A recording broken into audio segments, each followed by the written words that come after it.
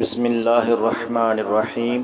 अल्लाह के नाम से शुरू जो बड़ा मेहरबान और नहायत रहम करने वाला है। तीन चीज़ें हर कोई अपना ले, सब्र, ज़िक्र और शुक्र।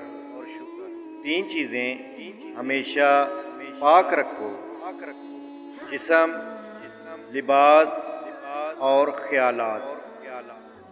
तीन चीज़ें हमेशा याद रखो, नेमत, एहसान और मौत। तीन चीज़ें हमेशा काबू रखो, ज़ुबान, गुस्सा और नफ्स। तीन चीज़ें हमेशा पास नहीं रहती, ज़िंदगी, वक्त और जवानी।